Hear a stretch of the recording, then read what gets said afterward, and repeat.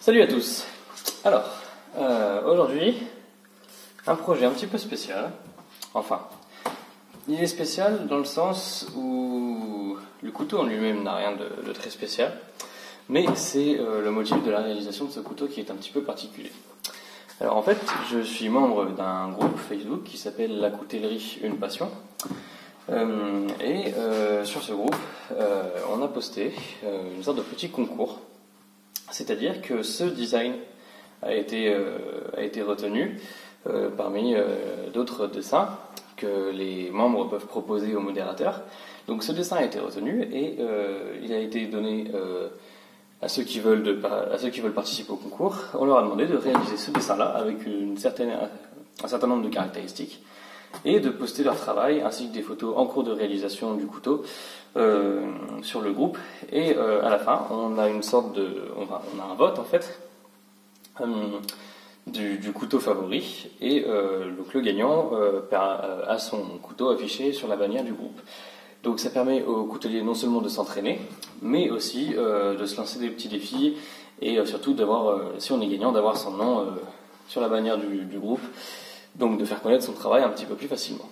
Il n'y a aucune obligation et c'est totalement gratuit, hormis, c'est vous qui payez les frais de construction, etc. Mais il n'y a pas de prix à payer pour rentrer dans le concours, c'est juste pour s'amuser en fait. Donc je vous mettrai un lien dans la description, non seulement du groupe Facebook, mais aussi probablement du post qui concerne ce concours.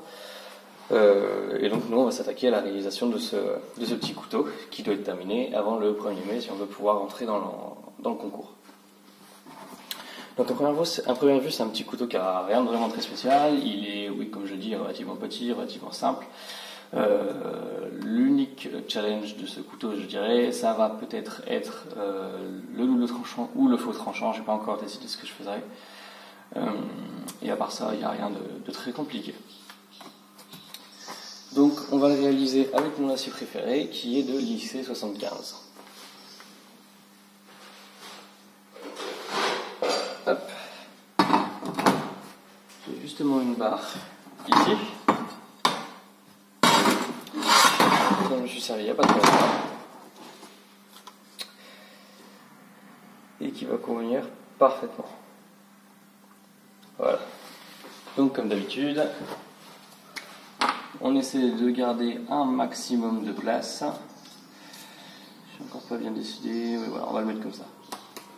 Ça va nous permettre de couper tout droit ici. On reporte le dessin sur l'acier avec un stylo qui ne marche pas, parce que sinon c'est trop simple.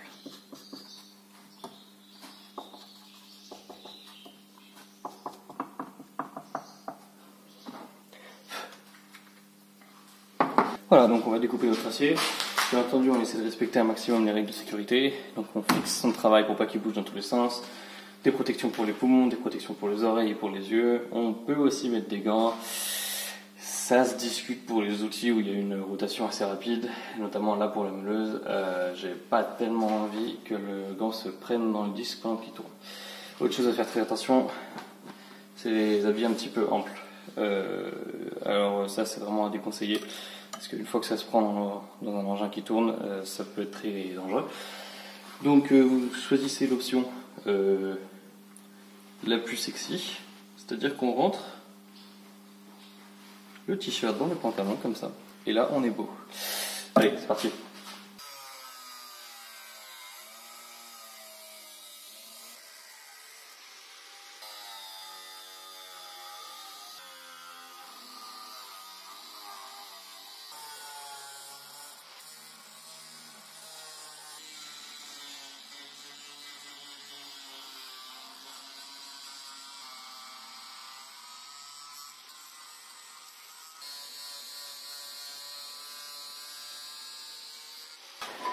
Le couteau a été grossièrement dégrossi à la meuleuse, donc maintenant je vais pouvoir tout nettoyer à la ponceuse, mais je vais d'abord me débarrasser de toutes les bavures et du peu de rouille qu'il y a sur l'acier. Changement de plan, je vais faire les bavures après, parce que j'ai peur de d'affecter la planalité du couteau.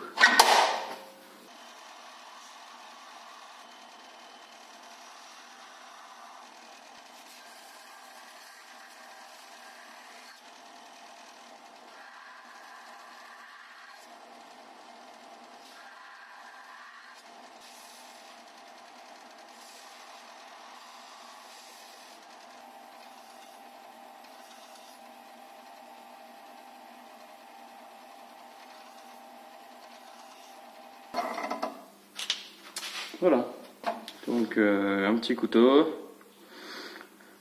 léger, qui tient pas mal en main. Et maintenant on va nettoyer cette partie-là au Dremel.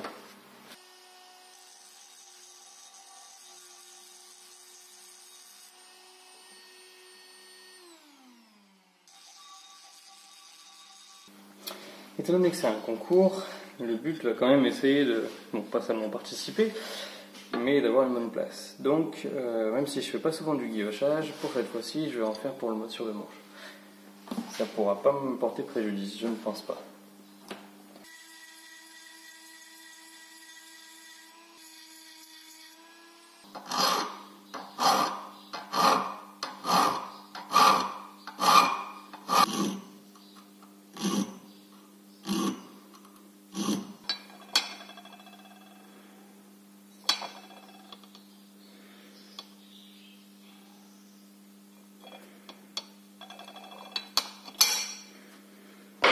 J'ai terminé le guillochage, donc maintenant on va percer des trous.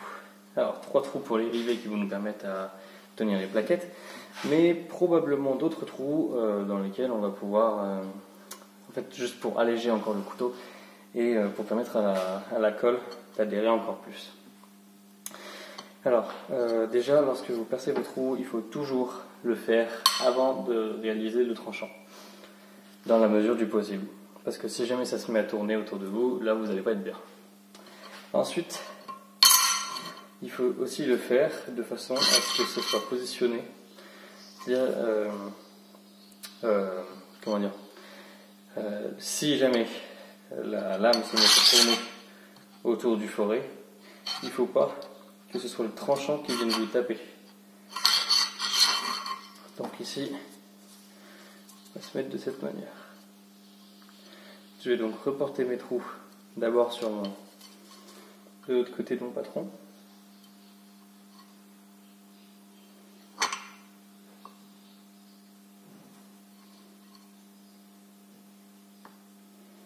Voilà. Et de cette manière, je vais pouvoir les transférer du bon côté du manche. On essaie de bien tout aligner.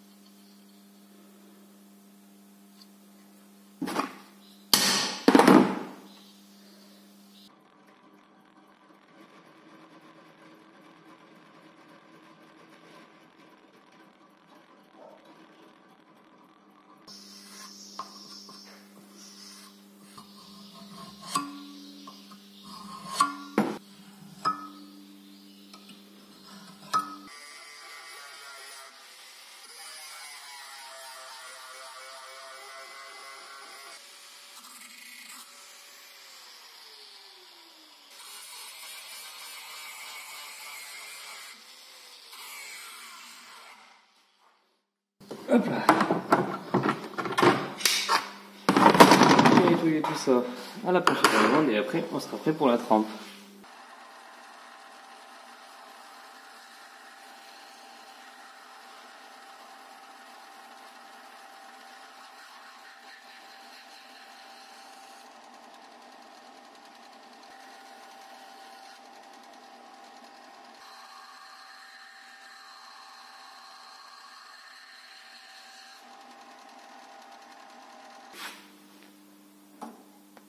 Ok, donc voilà. Le tranchant est terminé. Le faux tranchant est terminé. J'ai essayé quelque chose comme ouais, 1 mm, 1 mm 5 sur le dos là. Ça fait qu'on peut quand même le tenir De toute façon, il y a cette petite zone là si on veut pousser fort. Et là, en fait, avoir un vrai double tranchant, ce serait presque dangereux au cas où on glisse. Mais pour une question d'esthétique, sur le dessin, il y en avait. Donc oui, j'ai fait un faux tranchant en laissant suffisamment d'acier pour pouvoir pousser quand même sans que ce soit dangereux. Et là, je dois être à quelque chose comme 1 mm au niveau du tranchant. Pour de l'XC75, c'est pas mal. Sachant que c'est du stock removal, je devrais pas avoir de problème au moment de la trempe. Je vais juste faire un petit casse-goutte là, parce que c'est beaucoup plus simple pour affûter le couteau une fois qu'il est réalisé.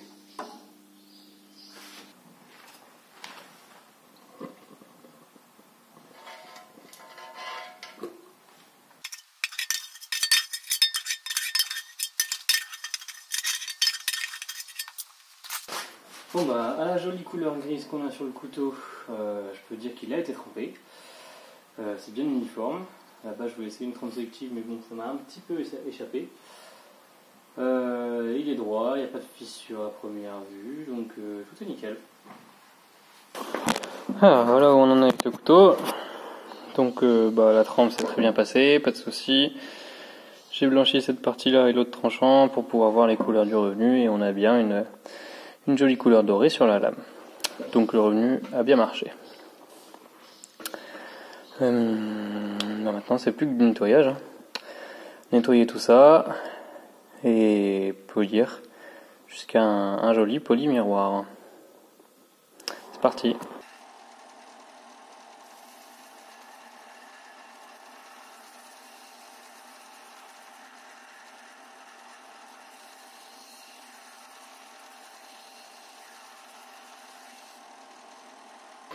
Ok, j'ai changé le bande abrasif, c'est toujours du grain 80, mais l'autre bande était beaucoup trop usée.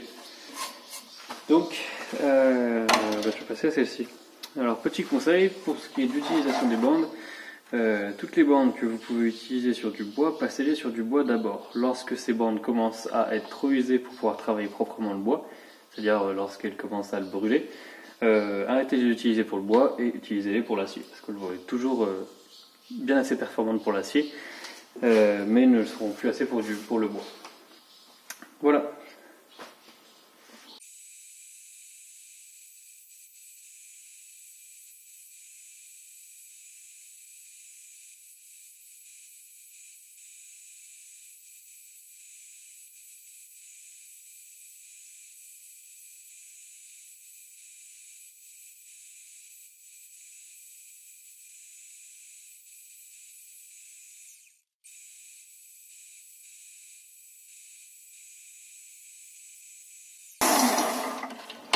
Hop, maintenant qu'on a fini avec le grain 80, on passe au grain 400, comme cela, et ça me permet de bien voir toutes les rayures du grain 80 lorsque je vais les enlever.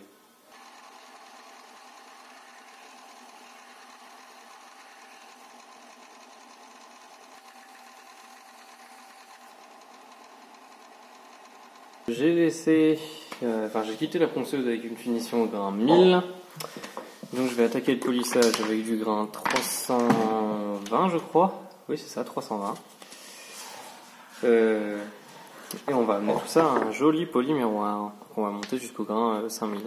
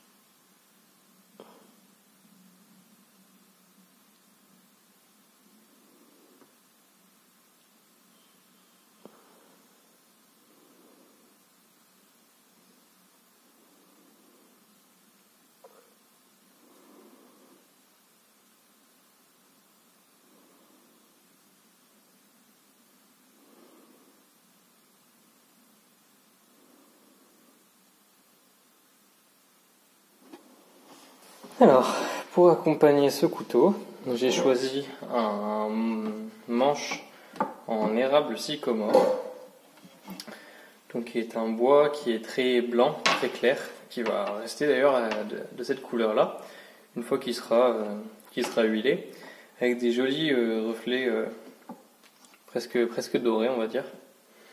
Donc étant donné que mon couteau est avec un polymiroir, je pense que ça va bien se marier avec le polymiroir. Donc la première étape va être d'aplatir, de découper la quantité de bois nécessaire, puis de les aplatir grâce à la ponce, puis de rendre tout ça plat grâce à la ponceuse.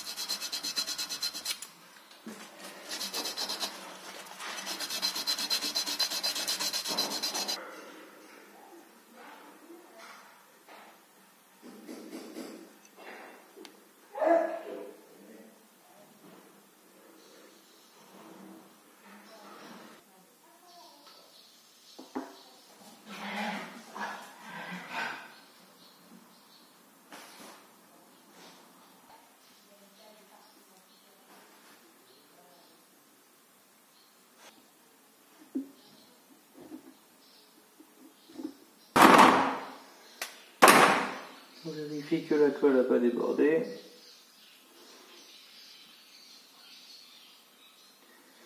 Ça m'a l'air pas trop mal. Et on va pouvoir protéger la lame. Ça, ce sera fait. On va pouvoir mater les rivets. Donc, taper dessus avec un marteau, de façon à les écraser un petit peu et à leur donner un petit peu une forme en champignon. Comme ça, ils vont gonfler un petit peu dans le trou. Et c'est ça qui va permettre aussi de maintenir le rivet en place. On a bien attention à ne pas trop taper sur le matériau de la plaquette parce que ça pourrait casser le tout. Donc c'est pour ça qu'il faut être extrêmement vigilant, surtout lorsque les rivets sont passés aux extrémités, pour ne pas fendre les plaquettes.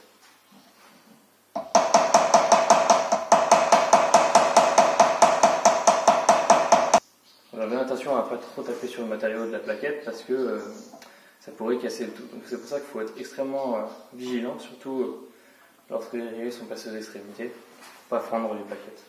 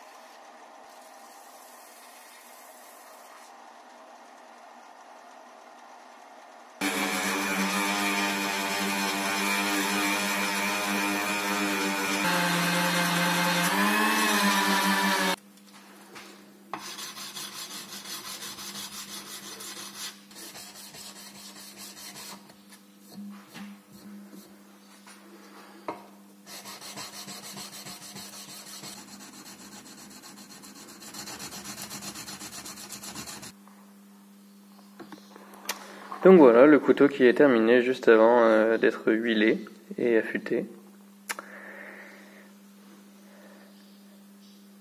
Donc je suis assez content de ce couteau. Les points forts sont le polissage miroir, même s'il n'est pas parfait, hein, mais bon. Les facettes que j'ai pas mal réussi, le manche qui est pas trop mal poli. Les défauts que je peux avoir, c'est ici. Et ici, j'ai des défauts de planéité. Là, je pense que c'est simplement parce que j'ai pas assez... Enfin, si j'avais pu appuyer ici au moment de coller, j'aurais pas eu ces défauts-là. Mais j'ai pas eu assez de place. Et ici, je ne comprends pas trop. Je pense qu'en étant allé un petit peu plus loin avec la ponceuse, j'aurais pu m'en débarrasser. Mais j'y ai vu un petit peu trop tard. Voilà, donc il reste plus qu'à affûter le couteau et à le huiler. Et il sera terminé.